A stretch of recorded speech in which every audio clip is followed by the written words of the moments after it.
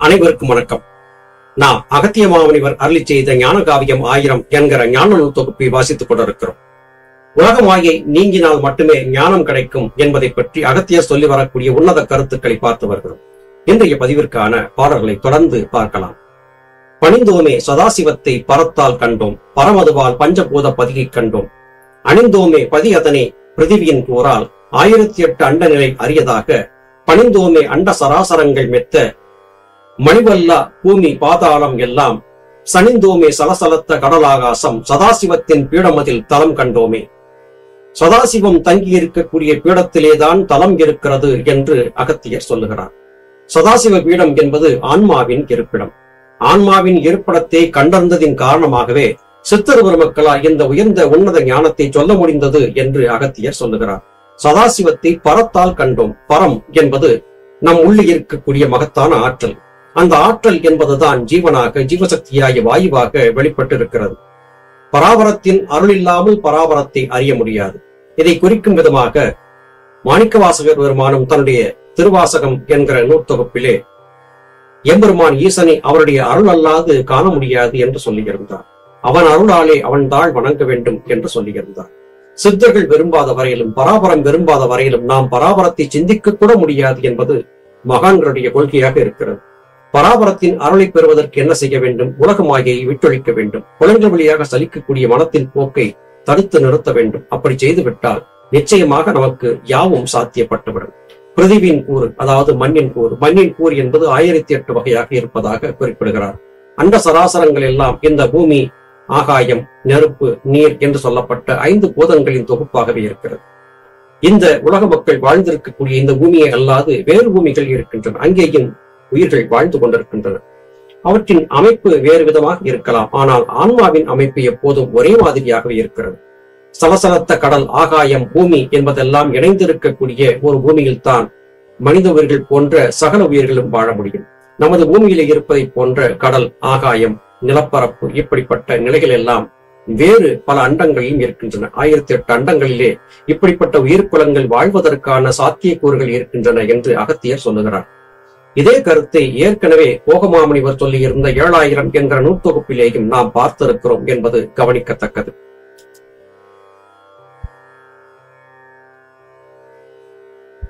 தலமான 6 தல பீடம் கண்டோம், தலத்தப்பால் மேலாறு தலத்தை கண்டோம். பலமான பதி பாச பரமெஞ்ஞான பதியான பரஞான பீடம் கண்டோம். வளமான பரபிரம்ம சொரூபம் கண்டோம். வலவத்தில் சூலம் என்ற அதீதம் கண்டோம். சலமான பஞ்சசல கலசம் கண்டோம். சலபஞ்ச சத்தமுதால் சாகரம் கண்டோமே. துளித்துளியாக வீழ்ந்த மழை துளிகள் நதிகளாக, ஏரிகளாக, ஆறுகளாக, குளங்களாக, கடலாக மாறுகிறது. கடல் நீர் ஆவியாகி மேகமாகி மழையாக பொழிகிறது என்று நாம் அறிந்திருக்கிறோம். கடல் நீர் எப்படி வந்தது? நிலம் எப்படி வந்தது? இவையெல்லாம் எப்படி உருவாகின? இதற்கான விடை இன்றைய விஞ்ஞானத்திற்கு தெரியாது. சித்தர் பெருமக்கள் இதற்கு துல்லியமாக ஒரு விளக்கத்தை கொடுத்து விட்டார்கள். பராபரத்தின் தத்துவத்தால் இவை நிகழ்ந்தன என்று. அப்படி என்றால் இத்தனை பெரிய ஆற்றல்களை உருவாக்கி இருக்கக்கூடிய பராபரம் எப்படி இருக்கும் என்று பார்த்தால் பராபரத்தை முழுமையாக யாரும் கண்டதில்லை. அதே வேளையிலே பராபரத்தின் கூறாகவே நாம் இருக்கிறோம் என்பதை புரிந்து கொண்டு விட்ட காரணத்தால் குழப்பத்திற்கு அங்கே முற்றுப்புள்ளி வைக்கப்படுகிறது. பராபரம் வேறு, உயிர்கள் வேறல்ல. உயிர்கள் பராபரத்தின் மறு வடிவங்கள் தான் என்பதை சித்தர்கள் கண்டுபிடித்தார்கள். இதன் காரணமாகவே உன்னதமான விஞ்ஞானத்தை அவர்கள் அடைந்தார்கள். 6 தல பீடத்தை கண்டதாக சொல்லுகிறார். 6 தலங்கள் என்பது மனம் என்பது சுழுமணி மையத்திலே ஒடுக்கம் பெற்று ஜீவசக்தியாய வாயு என்கிற பெயரை பெற்று சீவனை நோக்கி பயணிக்கும் போது 6 வகையான அவத்தைகளை 6 வகையான நிலைகளை சந்திக்கிறது. இந்த 6 நிலைகள் தான் மூலாதாரம், சுவாதிஷ்டானம், மணிபூரகம், மனாகதம், விசுத்தி, ஆக்னி, சகஸ்திரதலம் என்று அழைக்கப்பட்ட தலங்களாக மாறுகின்றன. இது பற்றிய விளக்கத்தை ஞானபிதா சுவாமி சிவானந்த பரமஹம்சர் அவர்கள் சித்த வேதத்திலே தெளிவாக சொல்லி இருக்கிறார்கள். 6 ஆதாரங்கள் என்பவை 6 இடங்கள் அல்ல, 6 வகையான நிலைகள், 6 வகையான அவத்தைகள் என்று சொல்லி இருந்தார்கள். சரியாக ஞானிகளுடைய வார்த்தைகளை விளங்கிக் கொண்டு விட்டால் குழப்பங்களுக்கான தீர்வு கிடைத்துவிடும். இதை சரியாக புரிந்து கொண்டு விட்ட காரணத்தால் பதிப்பசு பாசம் என்பதை புரிந்து கொண்ட காரணத்தால் பரவிஞ்ஞானம் வாய்த்தது என்று அகத்தியர் பெருமான் இங்கே சொல்லுகிறார். பரபிரம்ம சொரூபத்தை அப்படித்தான் தான் கண்டதாக சொல்லுகிறார். பரபிரம்மத்தின் சொரூபம் என்பதை பற்றி காகபுஜந்த மகரிஷி சொல்லியிருந்த நூலிலேயும் நாம் பார்த்திருக்கிறோம். ஒரு மிகப்பெரிய அக்னி தம்பம் இருந்தது. அதன் ஒரு பாதி பெண்ணாகவும் ஒரு பாதி ஆணாகவும் இருந்தது என்று அகத்தியர் பெருமான் சொல்லியிருப்பதைப் போலவே காகவசுந்தர் பெருமானும் சொல்லியிருந்ததை நாம் ஏற்கனவே பார்த்திருக்கிறோம். ஞானம் என்பது சித்தருவர் மக்களால் அறிந்து கொள்ளப்பட்ட ஒரு உண்மையான நிலையாக இருக்கிறது. அதை அவர்கள் வழியிலேயே சென்றால் மட்டுமே நம்மால் புரிந்து கொள்ள முடியும். வேறு எந்த வகையிலும் இதை புரிந்து கொள்ள முடியாது. இதற்கு ஆதாரங்களும் சாட்சிகளும் கேட்டால் வாய்ப்பே இல்லை. அவரவர் உணர்ந்து மட்டுமே இதை தெரிய முடியும். இதை குறிப்பிடும் விதமாகவே நம்முடைய முன்னோர்கள் கண்டவர் விண்டிலர் விண்டவர் கண்டிலர் என்றும் சொல்லி வைத்திருந்தார்கள்.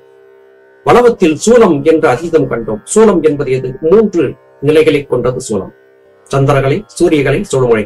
இந்த 3ஐ பற்றியதான முழுமையான புரிதல் ஏற்பட்டதன் காரணமாகவே எங்களால் பராபர தத்துவத்தை புரிந்து கொள்ள முடிந்தது என்று அகத்தியர் குறிப்பிடுகிறார். இந்த 3ஐயும் சரியாக புரிந்திருக்க வேண்டியது அவசியமாகிறது. பஞ்சசல கலசம் என்று குறிப்பிடுகிறார்.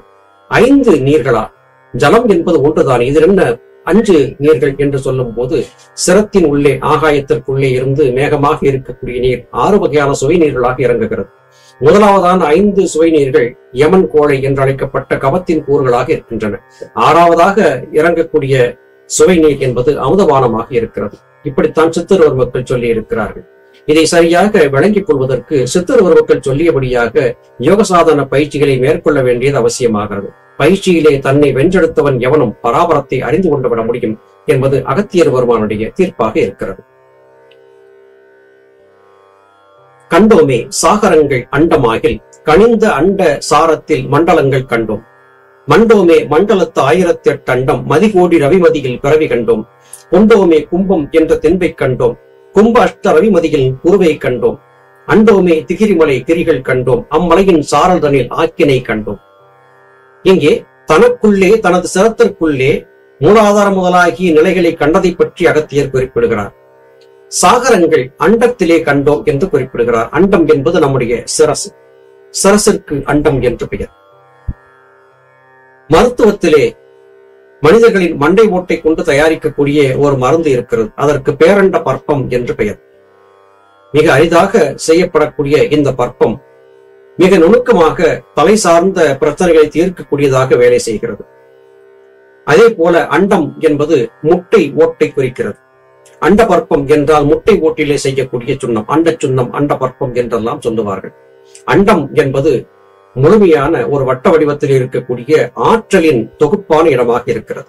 முட்டைக்குள்ளே எப்படி வெண்கரு, மஞ்சள் கரு ஆகியவை இருந்து அது உயிர் உருவாவதற்கு காரணமாகிறதோ அதுபோல நம்முடைய சிரத்திற்குள்ளேயும் மூளை முதலாகிய உறுப்புகள் இருந்து உயிரை பாதுகாக்கக்கூடிய காரியத்தை செய்கின்றன. எல்லாவற்றையும் அண்டம் என்பது பிரபஞ்சம், பிரபஞ்சத்தில் இருப்பதை அப்படியே பிரதிபலிக்கக்கூடியது என்கிற காரணத்தால் முட்டை மற்றும் தலை ஆகியவற்றை அண்டம் என்று சித்தருவர் மக்கள் குறிப்பிட்டார்கள்.